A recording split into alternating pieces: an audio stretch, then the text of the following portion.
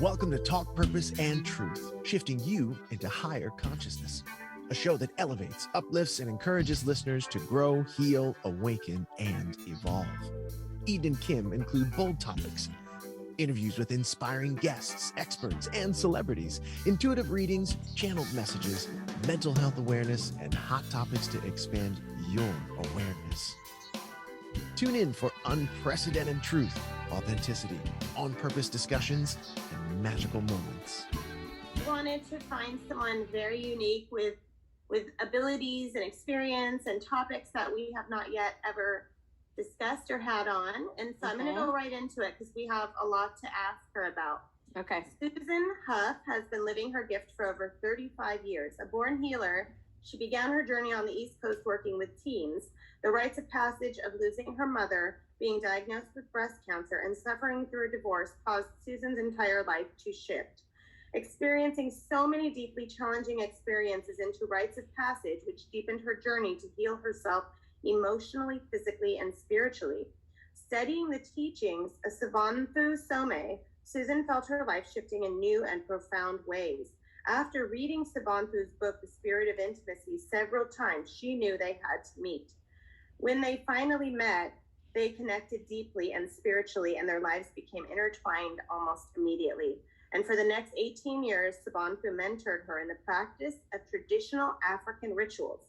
Through these rituals, Susan expanded the role that indigenous teachings play in her life and vowed to share this wisdom, creating Living Your Gifts. Having a background in counseling, studying indigenous healing methods, and being an ordained minister, and she's also trained as a life coach. With her diversity of education and experience, she's combined her teachings to develop a coaching practice that honors authenticity and rituals while integrating counseling methods. Susan's approach to coaching focuses on living your gifts and enabling you to share them with the world. She makes it very clear that to really transform, she and all of us need to bring our authentic self forward, even when it's difficult. That's what we're all about. Yeah. She is the youth coordinator and president for Wisdom Spring Incorporated, with a fundraising program, Walking for Water, which has placed over 35 wells in isolated villages in indigenous communities throughout Africa and India. And she's educated over 3,000 children and teenagers, both stateside and abroad, and trains teens to claim their gifts through leadership, coaching, community connection, as well as humanitarian projects. Wow. Okay, Susan, welcome. Thank you, Kim and Eden. I'm so happy to be a part of your show. Thank you for having me. Oh, you're welcome. Thanks for being here. You reside in, where do you live? Laguna Beach, California. Oh, nice. Okay. Yeah, very close to Kim. So you spent a lot of time, though, in Africa. I wouldn't say I spent a lot of time in Africa, but I spent time in Africa. I spent most of my time in the States doing the projects with the teenagers here, and then bringing the water and the wells to indigenous villages in Africa and in India. Okay. Okay. And how did you begin your work doing that and as a healer? I mean, I think I started on the healing path at a very young age. I've always worked with teenagers, but I would say I transitioned from traditional, counseling, social work, and all of that about 21 years ago. I read a book written by a woman named Sobonfu Somé. It was called The Spirit of Intimacy and Welcoming Spirit Home. And after I read the book, I just became infused with excitement of how, more than excitement, like purpose. Something woke up inside of me, and I became more inspired. Mm-hmm. And I wanted to find her. So I got on the internet after giving the book to about 20 of my girlfriends and making them crazy. I said, I got to find this woman. And so I researched on the internet and found a place. She was teaching in South Carolina. I called them. They gave me a phone number. And for about 2 months, I started calling on the phone. And every once in a while, somebody would answer and say she wasn't there. And I was like, who doesn't have a freaking answering machine? She's got these 2 incredible books out. One day, she just picked up the phone and said yes. I said, Yes, what? And she said, yes, I will do what you want. I was like, I don't know what I want. I just wanted to meet you. And she said, well, call my assistant tomorrow. And that's how it started. And Then for the next 17 years, she became my best friend, my mentor, my Wow. teacher. And I now run, and she passed away 5 years ago. And I run her nonprofit. And that's how I became doing the water wells, because when she was asked, what would you like to bring back to your people? She said, water. And I took her to my daughter's high school, and kids all gathered, and she was like the Pied Piper. And a teenager, after they met with her, said, they walk for water, why can't we? And I said, we can. And that's how we ended up. Now we've put in probably 39 wells in India and Africa. Wow. So Yeah. how did her book get in your hands to begin with? And what is it like? I know it probably would take you hours and hours to describe her, but in general, what really sparked your interest in her that made you feel so compelled to calling and finding her? Well, when I read her book, what I really loved the most, because I've always loved working with young people and teenagers and mothers. It's always kind of been my thing. When a mother is pregnant in the village, the mother will go into a trance, and the baby will speak through the mother what the gift is that the child's bringing to the village. And when I read that, I was like, I want that. Mm-hmm. I mean, how much easier would my life be if I knew from day one what my gift was? And so when the baby speaks to the mother, it not only gets named to be reminded of its gift, it also tells the village what it needs to be supported in bringing that gift forward. Wow. And so, I mean, having worked with teenagers already, at that point, I thought, I believe every one of my teenagers has a gift to bring to the world. And so it just gave me goosebumps, and that's why I was so inspired to find her. And I think that's something that's missing for babies when they're born too. And even in the womb, some of them experience feeling unwanted, have that feeling. And they, depending on what's going on in the environment or with the mother, and some of them are born with the not knowing what their worth is, and sometimes they seek their value and validation outside themselves. And I think that would make such a difference if every baby born here was told what their gift was. It would change so much for people. I would agree. And that's what I try to do in my teen projects, is I actually help the kids find their gift in the project, because we have to learn how to be in community, collaborate, and really wake up our humanitarian hearts, which in our culture, we don't do that anymore. We live very individual in our little boxes, in our little houses, and we don't extend as far out as we should, or yet alone collaborate. So the no-brainer for me to find her. Yeah, it makes me think of, that's why Encanto is so popular, because in the movie, it's about them, figuring out what their gifts are. Yes. So that's interesting. So what led you to studying African rituals? Was that all part of it? I mean, she did. And in fact, I brought her the first time, and she did an intimacy ritual, and I loved it. It was beautiful. And then the next one, she says, oh, we're going to do a grief ritual. I was like, I'm not doing a grief ritual. No, I don't need a grief ritual. And she said, oh, girlfriend, you need yourself a grief ritual. I was like, no, at the time I hadn't lost my parents. I hadn't been, and she said, honey, you carry so much grief, you have no idea. Your culture is so alive with grief, right? And so we argued about it for about 2 months. And she said, do you want me to come back? Because at the time I lived in Virginia, or do you not want to see me again? Because that's what we're doing. And I was like, oh, I want to see you again.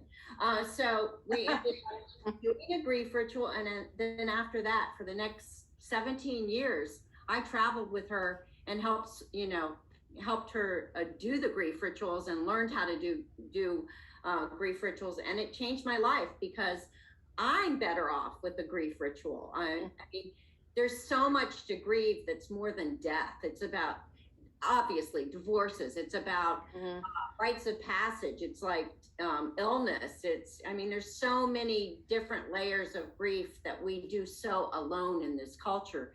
And what she taught us is, you don't grieve alone, you grieve in community, because you need to be held in your grief.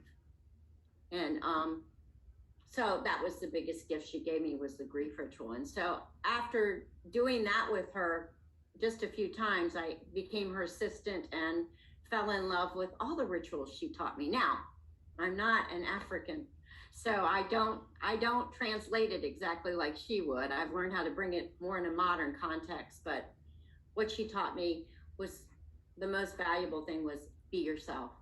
Be yourself and be honest about when you mess up. Be honest about, who you are and the choices you've made and how you want to learn from them. Oh, that's so good. Mm-hmm. We also, I think, especially in these days, we need inner peace, and it's hard to find.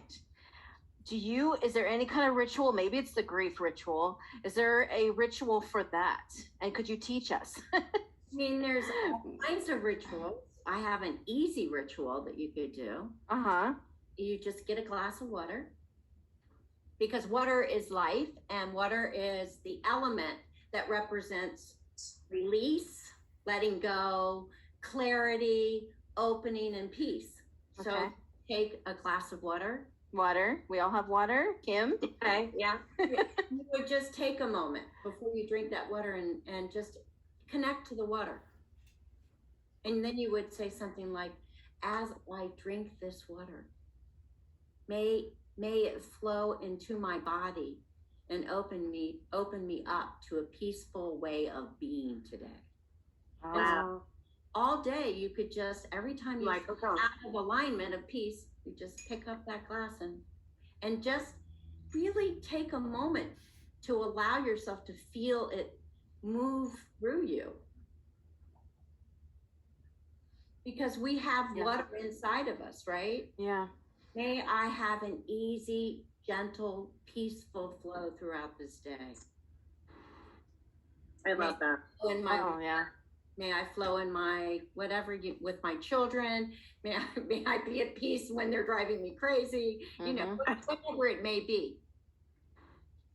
I love that because so many. I find that so many people's excuses are that there's not enough time, and it's really just getting into the habit of implementing these, even if it's this little short thing. Like in the morning, I'll do a ritual where I just look out the window, look for something beautiful, say something I'm grateful for, take a few breaths and say a mantra. And it takes 1 minute, but just starting the day like that, in the water, I love that. Because imagine if you did that 10 times a day, how much more inner peace you would have.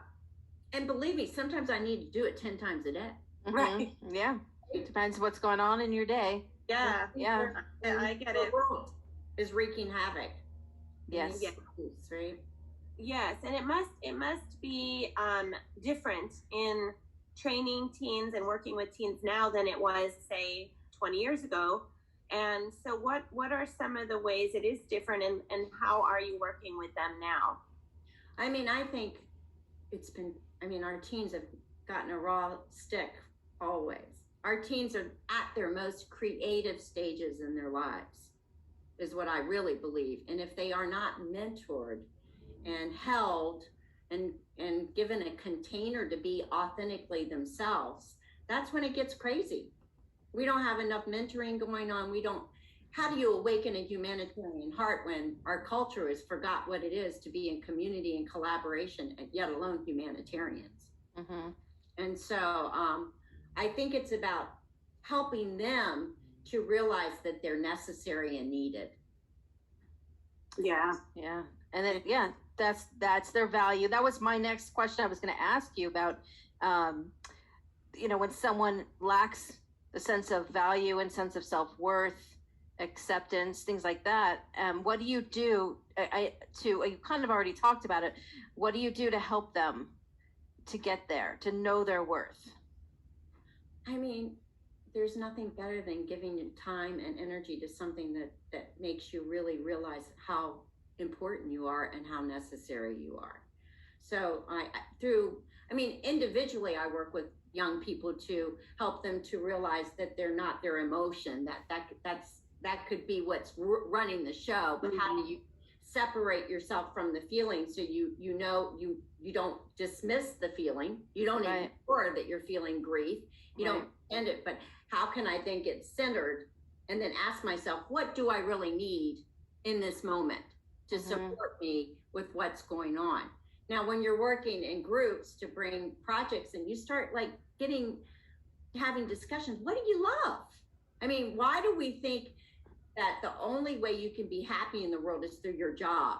What about being happy through your being? Yeah. So I have, like in the village, your gift could be the person who speaks the truth, no matter what. Or that's me. Or the person who feels for the village, right? The person who can change a story to see another way. So I try to divide them into like, are you a storyteller? Do you see a vision? Do you hold the vision for the group? Are you a writer? Are you an artist? You know, are you the one that can hold the energy for the group to really gather and be grounded? You know, do you speak from your heart? And how can we translate that so people can feel the project from a bigger perspective? So I try to help them think what their gift is, as in the physical gifts. Well, what's the gift inside? Wow, and I think there's people that can say they have many of those gifts, the ones that you named. They don't just have one, and that does make someone feel more confident and self-assured, secure. Right. And it's the thing that I see a lot is that parents are not accepting of their child. Like if their habit is a certain thing, or their sexual preference, or how they want to dress, and the parents are immediately just like condemning the child, and then the child feels disconnected and not enough. You know, they feel like they're not valued. And I'm seeing it a lot because I have a high schooler. I'm seeing it through, you know, people she knows and people that she talks about. So what, you know, your type of groups can be huge for that. Yeah. Do you ever have that challenge with teenagers that they just can't get out of their head with what has been going on at home? I mean, don't we all have that challenge, right? Yeah. I mean, culturally, I think we're in one of the biggest challenges of our time. You know, if you don't see it from this perspective, something's wrong with you. If you don't see it from that perspective, everybody's battling about what's divided. Wrong. And so a lot of anxiety for these kids, and a lot of not knowing how to listen to themselves. But you can't even blame just the parents. The parents have been raised that way too. Right. So it's like, how do you help everybody start to see how necessary it is to come together and to collaborate, and not to parent by ourselves in our little bubble, because that's when it doesn't work. If we don't have a lot of mothers, when we start to think like Sobonfu didn't know who her real mother was in the village. A stranger came in and said, I want to talk to your mom. And he's like, well, they're all my moms. What mom? Which mom? Oh. So that at the age of 5, that's when she realized she had a mother that gave birth to her. Up until then, she didn't really know that she had one mom. So she said, she was really smart. She said, I'd go to different moms because I knew different ones were going to tell me what I wanted to hear. Oh my gosh. You're not brilliant. Right? And so I think it's really tough to mother and father by yourselves in this culture, and always to be fighting against how you can make the money, you know, instead of seeing that we all can do it better together. Yeah, right. Absolutely. More community and more collaboration. Yeah, I mean, it starts with community. My son, when Sobonfu passed, I called him and I said, Sobonfu died. And he said, I lost one of my moms. And then my heart like kind of opened up, and I thought, oh, I did something right. He knows he has more than one mother, you know? So, yeah.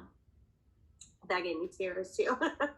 Do you have a favorite memory or experience with Sobonfu in Africa or here that stands out? golly, I mean, my book, I have many of them. I have a book out about my relationship with her called Walking with Sobonfu. And to have a favorite story, one of my favorite stories was my first story with her, where I picked her up at the airport with my girlfriend, and she gets in the back seat. I was going to get in the, have her sit in the front seat. And we were trying to be very prim and proper, right? We were trying to, put on our best foot forward, right? And thinking like, wow, we're really with a really amazing spiritual woman. All of a sudden, she starts talking about farting.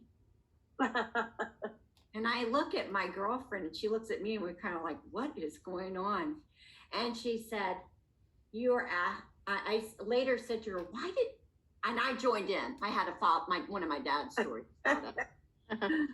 that my dad did that was funny. And she said, if you've not joined in with me, you were acting like my, stuff was different than your stuff. And you were putting me on a pedestal. And if you didn't come down off of that, I knew you were not who I was going to be able to work with. Wow. Oh, that's incredible. Yeah. I know. Right. And so I would say that was one of my first interaction with her, and it just got better from then on. There's so many in 17 years that I just who she was, her authentic presence, and her fullness of not really ever caring what anybody thought was what I love. Mm-hmm. Did she live a long life? How old was she when she passed? She was 48 when she passed. Oh. When you have had dirty water at birth, where you have to walk 6 to 12 hours to get water, and sometimes you have to take ash, and put it up against the creek and squeeze water out of it and drink dirty water. You have illness. She died at a young age from the water. Oh, wow. Well, she made a huge mark. Jeez. She really did. Yeah, but it's just like, eye-opening though, that we take that for granted so much. I mean, water's life, right? Yeah. It comes back around to that. Yep. Back to this water thing where if you drink it, I mean, when they step over water or when they drink water, they actually touch it in reverence, in gratitude. So when you're in the village, they touch it and then they step over it because it's such a gift. It's not taken for granted. It's not taken lightly. So, wow. Yeah, I'm just like blown away by that. Yeah, taking it in. I'm gonna look at water differently. Me too, forever. I love water anyway, so I'm glad I appreciate water, but I don't think I appreciated it as much as I should now. I mean, I will now. I didn't appreciate it until I didn't have it. The first time I went over, I didn't have any, water out of a sink or anything, and I was given a little bit of water to wash with for 2 weeks. Like, we bought bottled water in Ouagadougou, which is the capital of Burkina Faso, but it's precious. And after 2 weeks of not having a shower or a bath and being in the village, I fell asleep on the plane 5 minutes after I got back to go home. And the teenager that was with me who came up with the idea said to me, "What did you think about when they sprayed you?" And I was like, "They sprayed us?" Yeah, she said, "They sprayed us with chemicals, I guess, so we don't carry bugs or anything into the States." And I was like, yeah, I slept through it, honey. She's like, "You oh slept." my God. I was like, yeah, that's how tired I was. Yeah. Thank you for listening to Talk Purpose and Truth podcast. Find out more at talkpurposeandtruth.com. And follow us at Talk Purpose Truth on Instagram and Facebook.